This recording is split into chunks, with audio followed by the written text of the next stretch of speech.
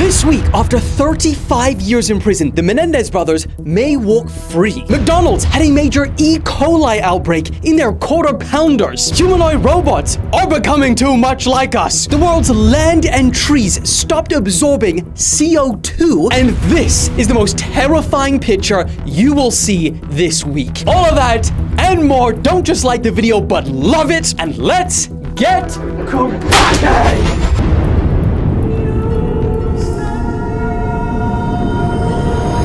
Okay, let's kick today off with some news that broke last night, because we just got a wild twist in what's become one of the most notorious cases in the United States. The Menendez brothers. After 35 years in prison, looks like Lyle and Eric, who are now in their 50s, may soon walk free thanks to new evidence. What evidence, you may ask? Well, let's get into it. Now, for anyone that hasn't seen the Netflix movies and documentaries, I feel like there's a million by now. For context, they were convicted in the early 90s for the shocking shotgun murders of their parents when they were only just 18 and 23. And this case at the time gripped national attention and now global attention. Not just due to the brutal nature of the crime, but also because after they claimed that they suffered years of abuse by their father. And due to that conflicting effect it seems to have had on people are still wrapped up in this case decades later. I mean, at the time, they were getting freaking love letters being sent to them in prison. And then, the years passed and the attention and fascination died down a bit. But then the Netflix series dropped. And now you've got a whole new younger generation getting re-fascinated by this case. And now you even have the 2024 version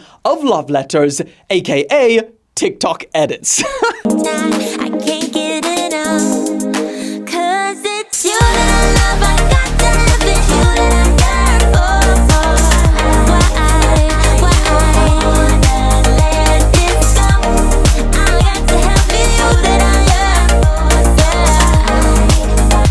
You wanna let this go. But over 3 decades later, why now? What the hell has changed? Well, last night, the LA District Attorney, George Gascon, he recommended that the brothers be resentenced, which could open the door for parole. They have been in prison for nearly 35 years.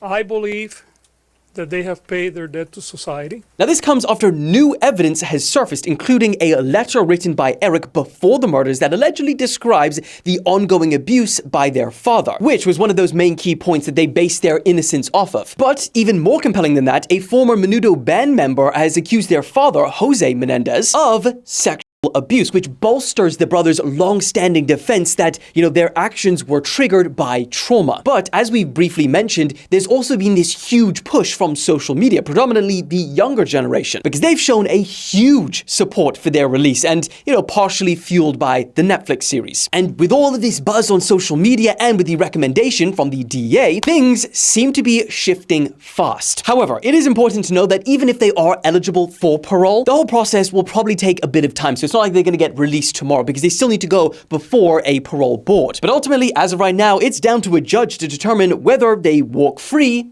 or stay locked up. But moving on. Okay, I want you to take your little beady eyes and look at this, because this is terrifying. Yesterday, in Australia, this girl, she drops her phone, right? And it falls in between these two boulders. She tries to reach for it, falls in, and then gets trapped between the two upside down. You see those feet? Yeah, well, so is everyone else in the world. She has one of her arms wedged to her side while the other one is wedged above her head like a freaking superhero. Now, her friends try and do everything they can to get her out, but eventually, out of desperation, they call for emergency services. Should have done that immediately. And if anyone's getting Nutty Putty Cave vibes from this, and Alex is showing you that if you don't get the reference, then well, you should, because it's pretty much exactly the same, except a lot less worse. Now, she remained upside down for a staggering 7 hours before the rescue team used this specialized winch to move boulders out the way. And then they gently, they said snake her out. So, And when she was rescued, she was dizzy. Her head was swollen. Just think about the blood to your head for 7 hours. And it took a while for her to regain feeling in her legs. But ultimately, she said she only suffered cuts and grazes. Pretty damn good, considering. Now, I don't know what was gonna happen if they couldn't rescue her, because why does bro have a gun? Huh? Did you need it for something? If all plans, is that a plan B? Oh, her phone was never found.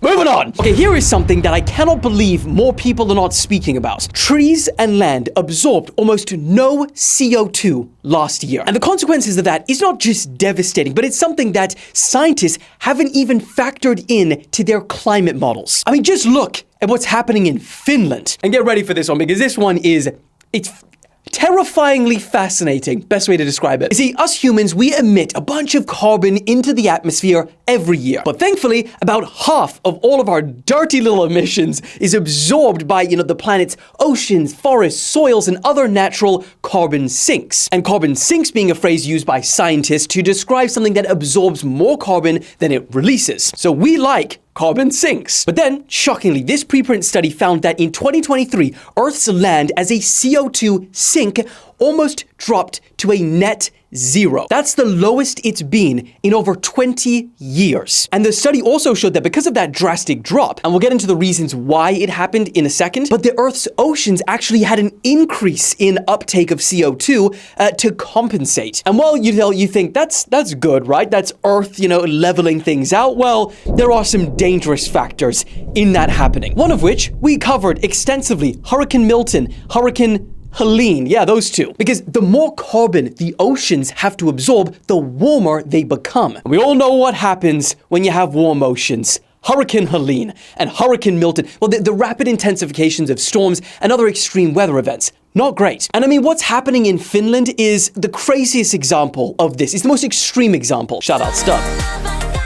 Now, Finland is known for having some of the most ambitious net zero targets in the world, with them trying to reach this target at least 15 years ahead of their other European counterparts. But despite them cutting an impressive 43% of emissions, because the amount of CO2 that their forest in particular absorbed declined a staggering 90% from 2009 to 2022. Just look at that graph. Alex is blowing your mind right now. Because of that, their net emissions as a country are pretty much the same as they were in the early 1990s. It's as if 30 years has passed and almost nothing has happened. That's what we're dealing with. And this paper cited similar declines in countries and regions around the world, including Europe, North America, Southeast Asia, but most severely, the Amazon rainforest. Shockingly, they said that a severe drought in the second half of 2023 caused the region to switch from a carbon sink into a carbon source. So, why is this happening? Currently, scientists don't fully understand it, right? But they have some good estimations. Firstly, 2023 was the hottest year on record. Researchers believe it's primarily attributed to droughts, wildfires, and heat waves. There's a lot of technical reasons why that is, which I urge you just to go look it up yourself. Otherwise, this story will be about 10 years long and Alex will die. But the truth is, bring it down for a second, that they're hoping that 2023 was a bit of an anomaly and that this could bounce back. But they also say that it's goddamn important that it does, because reaching any net zero targets is impossible without nature doing its part. And if we lose that, honestly, I think we're cooked. That's what they say, at least. So I guess talking about one bad future, let's talk about another potentially good future, but also could be very devastating too. Humanoid robots, god damn it, are getting creepier by the day. Nay, the second. Okay, so I want to show you this. A startup from Poland called Clone Robotics, well, they're on a mission to create the most human-like, I don't know, why, robots in existence. Even going as far as to use a musculoskeletal body using hydraulic, kind of similar to our Iron Man story, was it yesterday? Whenever it was. Hydraulic tendon muscles covered in this stretchy skin-like fabric. Ugh. Oh, and this is not just, for show to creep us out, right? Because they claim that their hand is the strongest biomimetic hand in the world. So this becomes real. Again, we're cooked. And this is potentially even the creepiest part. Just like in the movies, their artificial muscles, if they are punctured, they bleed. Why? Yeah, getting serious now. Let's swiftly move on. Also this week, there was this one's crazy, a major E. coli outbreak that was linked to McDonald's Quarter Pounder burgers. How bad, you may ask? Well, this is where it gets serious. No more laughing. Because one person died, 48 others got seriously sick, 10 of which were hospitalized, and there were even reports that one child suffered serious kidney damage. What are in the burgers? Now, this apparently affected 10 states in America, and McDonald's quickly took those burgers off the menu. But at this point, you might be wondering, E. coli, right? Isn't that the freaking, the poo sickness? Well, here's the thing. Yes, and kind of no. E. coli is actually like a bacteria that lives naturally in the stomachs of humans and animals. And it's usually harmless. It helps with digestion, so it's pretty good. But sometimes, some strains, well, they, as we know, can be deadly. And it's closely linked with fecal matter because it lives in our intestines. So when it does end up in the wrong places, like water or food, it's often because of contamination from ye old fecal matter. Now, they still don't know how exactly it got in these burgers, whether that be the onions or the meat, but apparently a fast-moving investigation is underway. So, moving on. Okay, major issues here. I'm just getting a notification. I think it's time. Rapid fire news! Boeing really cannot catch a freaking break this year. Because also this week, a Boeing-made communication satellite exploded in space after encountering what they described as an anomaly. Man, how these corporations like to use their words. Slightly ridiculous. Now, not only did this explosion disrupt people in 3 separate continents, but it also scattered debris all over the space. Get it? Space? Now, Space Force. Come on, they couldn't have come up with a more less movie-sounding name than Space Force? Is that a real thing? I'm pretty sure, wasn't there a series based on that? With the guy from The Office, Steve Carell? Anyway, Space Force is tracking about 20 pieces of debris, while Russia's space agency, they say that there's more than 80 fragments just floating around up there. Well done, Boeing. Moving on! You know what else is floating up there? I won't mention it. Moving on. Okay. I couldn't wait to do this one. This one is for all the OGs of the channel. Now, as some of you will remember from previous videos, phone theft in London is horrendous. It is so bad that every 6 minutes, a phone is stolen in that city.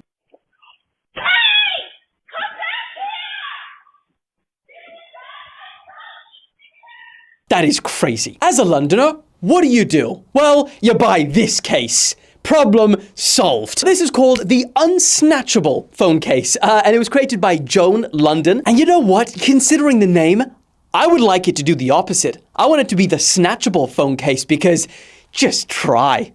Bud, I don't really know what else you'd use it for because you're not exactly going to put that in your pockets, but on the streets of London, that's my phone case. Next, I've heard your tears, guys. I heard it. You know, you think that the world is gonna end, there's no good news out there, but I've made it my mission today to round this video out with some good news for the heart. Some good cholesterol. Now, again, for the OGs, I don't know if you guys remember, but I covered a story mid this year of these kids in Sierra Leone that created the world's first hour-long superhero movie that was entirely created and edited on CapCut. Yeah, the freaking mobile editing app. And to be fair, I edited all of my videos on CapCut. So I know the kind of pain that they would have gone through, especially with the edits that they were putting in. Are you seeing this? And honestly, ever since I made that video about them, like, I've never really got them out my head. Because anytime, you know, I've been ready to throw out an excuse or two, I think of them and how much they did. 2 months of editing to create this movie, and they're in their 3rd movie. They've already created 2. So yeah, I got no excuses. And it's because it was in my head that when I saw yesterday, news came out that Idris Elba decided that he was gonna move to Africa as a part of his, you know, his efforts to bolster and promote and amplify Africa's movie industry. He even said that he's working on building film studios in Zanzibar and Ghana, saying that Africa has so much talent, but their facilities need help. I saw this and I was like, man, do I have the perfect people for you, good sir. So I make a video, post it on my TikTok, asking everyone to tag Idris, get him to see this video to notice these guys, and guess freaking what? Boys, We did it! Not only did Idris Elba see the video, but like the absolute legend he is, he DM'd them, he watched their entire movie, and then said he was so impressed by the work that they put in that he's gonna email them with an opportunity. Come on, right? These guys' lives are about to change forever because they never backed down, they never gave up, and it's all thanks to you guys, because ultimately, alone, we are weak. Together, we are strong. I'm pretty sure that's a reference from something. Alone, weak, together, strong sticks.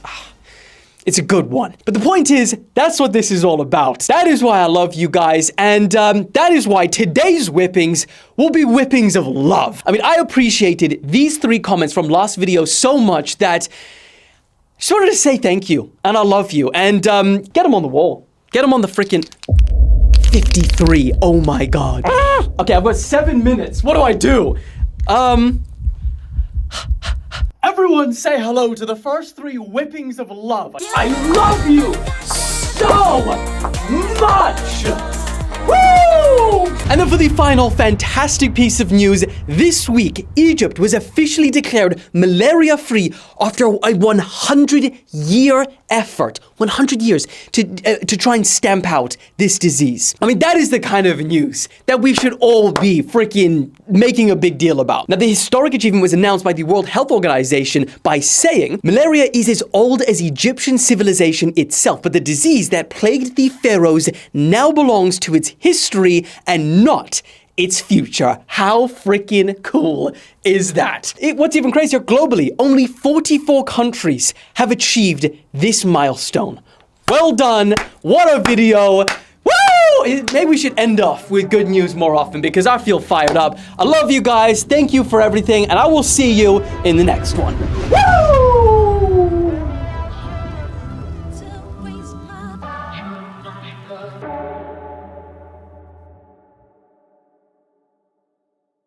And the researchers believe that these declines are primarily attributed to droughts. Oh my god! That felt so loud that I feel like you could even hear it in the microphone.